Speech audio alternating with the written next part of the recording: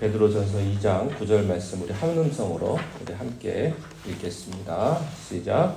그러나 너희는 택하신 족속이요 왕같은 제사장들이요 거룩한 나라요 그의 소유받은 백성이니 이는 너희를 어두운 데서 불러내어 그의 기이한 빛에 들어가게 하시니에 아름다운 덕을 선포하게 하려 하시니라. 아멘. 베드로전서는 로마가 기독교를 극심하게 박해하던 때에 쓰여진 서신입니다. 어느 정도로 심했는지 우리는 감을 잡기가 참 쉽지는 않습니다. 왜냐하면 우리는 너무나 쉽고 예수 믿기가 참 편한 그런 세상에 살고 있기 때문에 그렇죠. 근데 로마가 세상을 통치하던 때에는 특별히 초창기 시대에는 기독교가 참 큰 위기 가운데 있었습니다. 로마를 비롯한 대도시에서는 크리스찬들이 수시로 체포가 되어서 감옥에 갇히고 또 심한 경우에는 고문당하고 처형당했습니다. 핍박이 점차 로마 제국 전역으로 확산되어 가면서 성도들은 소아시아 전역으로 흩어져서 살아야만 했습니다. 박해의 강도는 지역에 따라 달랐습니다. 하지만 로마처럼 죽임을 당하지는 않는다고 해도 크리스찬이라고 하는 것이 한번 알려지면 정상적인 직장을 갖는 게 불가능했습니다. 지역 상인 조합에 가입할 수도 없으니까 장사도 못합니다. 또 언제 어디서 자기가 모은 재산을 압류당하고 체포될지도 모릅니다. 또 노예로 끌려가서 그 사람 자기 자신의 생을 마감할 수도 있었습니다. 그래서 많은 그리스도인들이 될 수 있는 대로 대도시를 피해서 험지로 흩어져서 그렇게 살았습니다. 그리고 지하 무덤인 카타콤베로 숨어 들어가서 햇빛을 보지 못하고 평생을 숨어 사는 사람들도 있었습니다. 그 와중에 또 교회를 어지럽히는 이단들까지도 설쳐됐습니다. 이런 안팎의 어려움으로 인해서 초대교회가 크게 흔들리고 있었고 성도들의 자존감은 땅에 떨어져 있었습니다. 그런데 그런 상황 속에서 성도들에게 오늘 메시지를 던지는 이 베드로의 말은 굉장히 강력합니다. 그것은 교회여 또 하나님의 자녀들이여 당신이 얼마나 엄청난 존재인지를 알아야 합니다 하는 것입니다.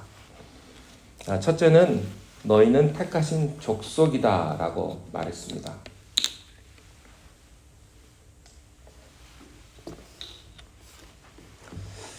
너희가 잘나서 하나님이 택한 것이 아니고 하나님이 너희를 택했기 때문에 너희가 잘나진 것이다 라는 뜻입니다. 우리는 오고 가다가 우연히 어떻게 걸려가지고 속된 말로 재수 좋아서 예수 믿은 사람들이 아닙니다. 하나님이 기분 내키는 대로 실수로 골라 잡으신 사람도 아닙니다.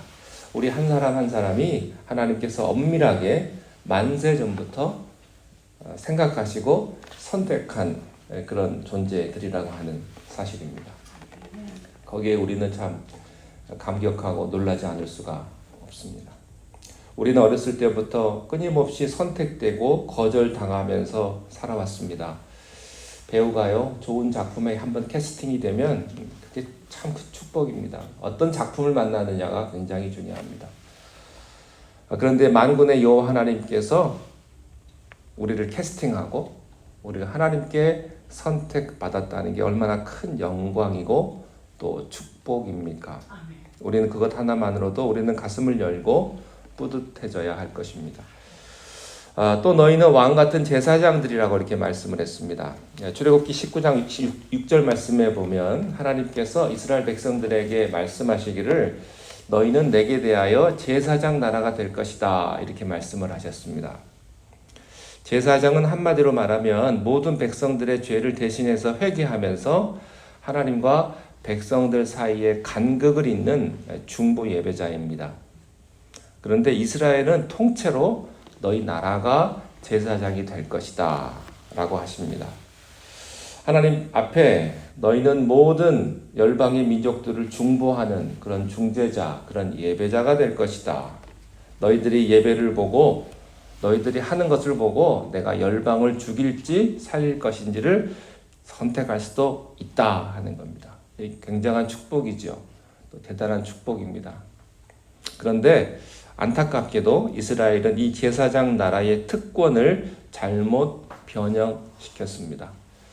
자기들만 하나님이 선택한 민족이라는 우월감에 빠지고 살다가 나라가 망해버렸습니다.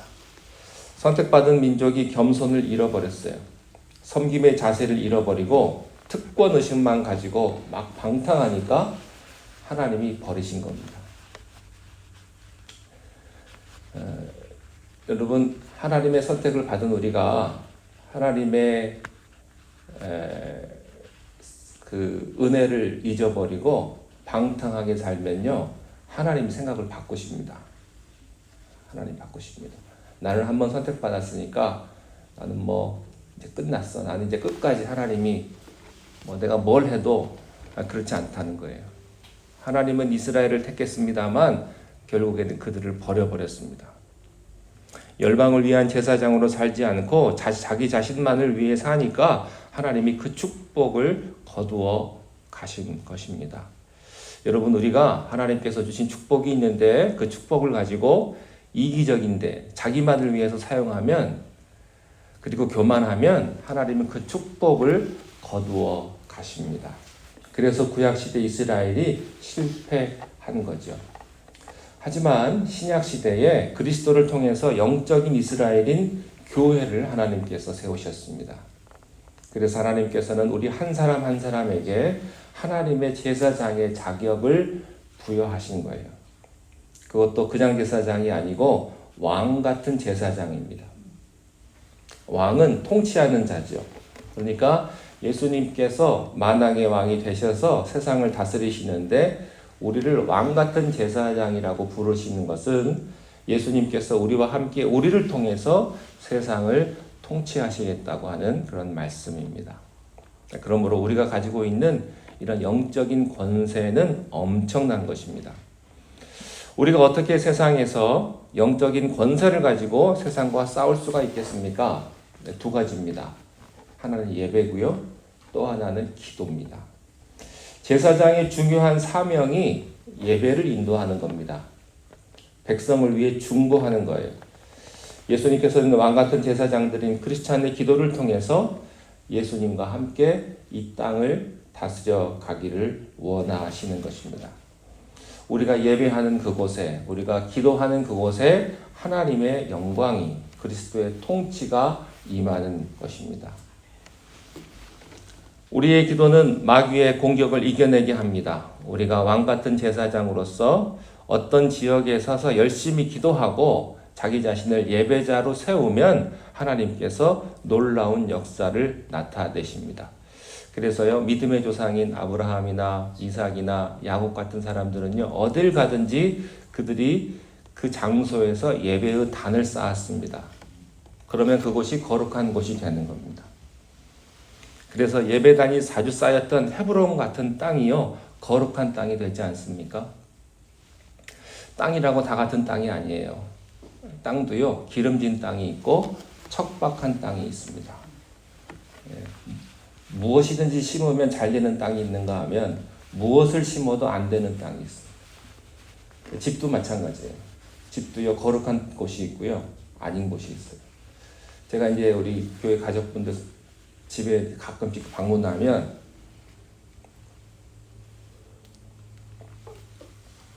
어떤 집은 참 은혜롭고 기도가 그냥 술술 나오고 마음이 평안한 집이 있는데 어떤 집은요, 들어가자마자 어지러워요. 기도도 안 나오고 그냥 꽉 막힌 데가 있어요. 여러분, 집이라고 다 달라요. 어떤 집이 되느냐, 여러분이 그곳에서 어떻게 예배의 단을 쌓느냐가 중요한 겁니다.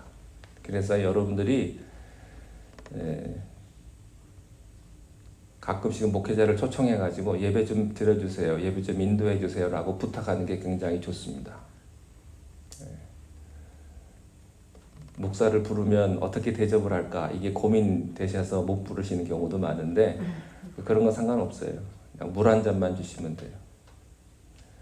그래서 올 봄에 대신방을 생각을 했었는데 그렇게 계속 못하다가 8월에는 우리 교회 가족들 신방을 다 하려고 합니다.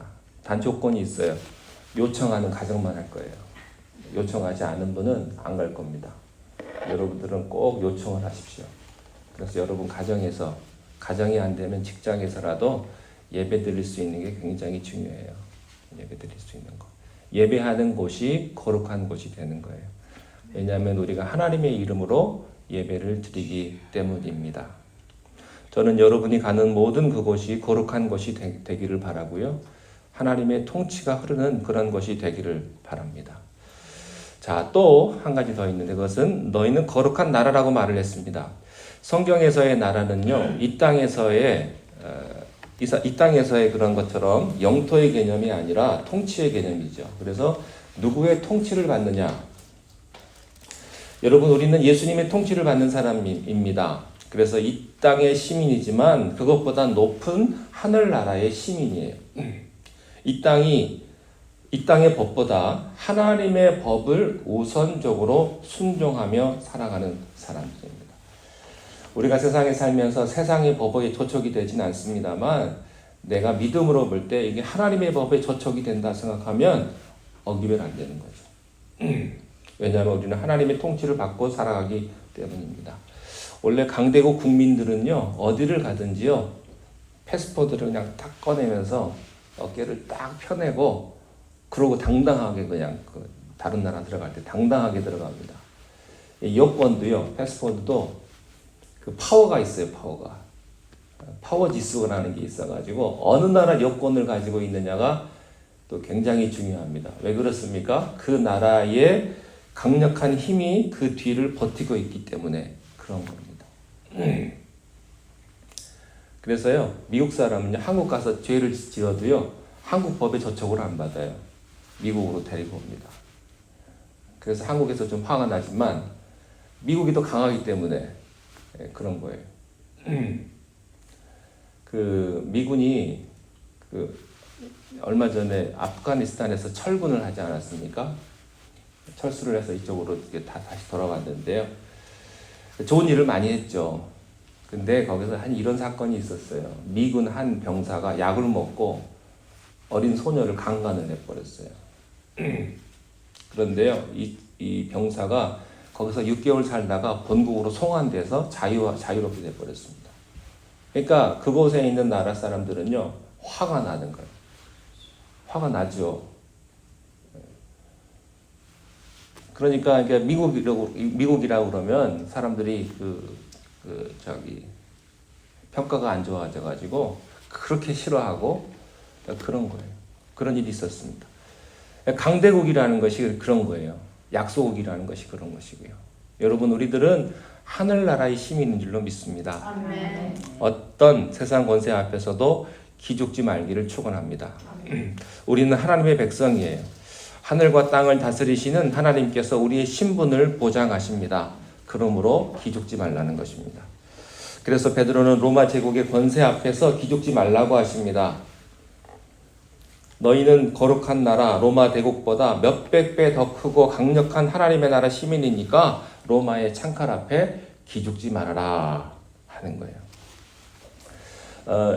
옛날에 미국의 닉슨 대통령 시절 때 그때 백악관에서 비서실장을 지낸 사람이 나중에 백악관 시절을 회고하면서 이런 얘기를 했다고 합니다. 사람들이 백악관에만 들어오면 밖에서 그렇게 잘난 척 하던 사람들도요, 그 백악관 안에 접견식만 들어오면 그렇게 겸손해진대요. 꼬리 내린 강아지처럼 그렇게 얌전해지고 조심하고 사람들이 그냥 말을 더듬기 시작을 하고, 밖에서 그렇게 쟁쟁하던 사람들도요, 거기 안에만 들어오면 사람들이 이렇게 작아진다고 이렇게 이야기를 했습니다. 그런데 딱 한 사람 예외가 있더래요. 딱 한 사람. 대통령 앞에서도 또 백악관 상원 의원들과 또 기라성 같은 장군들 앞에서도 딱 기죽지 않고 담대하게 대하는 사람이 있었는데 그 사람이 빌리그리암 목사님이었다고 합니다. 대통령, 장관 앞에서도 담대하게 회개할 것을 선포하고 정말로 복음을 전하는 그 모습을 보면서 야, 저 사람은 다른 세계에 사는 사람이구나. 다른 세상에서 사는 사람이구나. 저 사람 뒤에는 누가 있을까라고 궁금했다는 거예요. 여러분 어떤 상황 속에서도 담대할 수 있기를 바랍니다. 정말로 우리가 그런 모습들을 보면 이 사람의 고백처럼 야, 저 사람은 이 땅의 사람이 아니구나. 하나님의 사람이고 하늘의 사람이구나 라는 것을 느끼게 될 것입니다.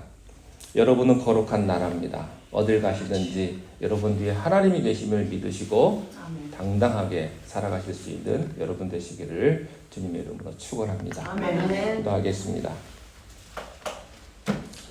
하나님 아버지, 우리가 험한 세상을 살아가고 있지만 우리를 인도하시고 우리를 축복하시는 분은 하나님이심을 우리가 믿습니다. 오늘도 주님 의지하며 이 세상을 살아가게 하시고 주님과 함께 동행하는 복된 하루가 되게 우리의 삶을 축복하여 주시옵소서. 예수님 이름으로 기도하옵나이다. 아멘. 하늘에 계신 우리 아버지여, 이름이 거룩히 여김을 받으시오며 나라의 임하옵시며 뜻이 하늘에서 이룬 것 같이 땅에서도 이루어지이다. 오늘날 우리에게 일용할 양식을 주옵시고 우리가 우리에게 죄 지은 자를 사하여 준 것 같이 우리 죄를 사하여 주옵시고 우리를 시험에 들게 하지 마옵시며 다만 악에서 구하옵소서. 나라와 권세와 영광이 아버지께 영원히 있사옵나이다. 아멘.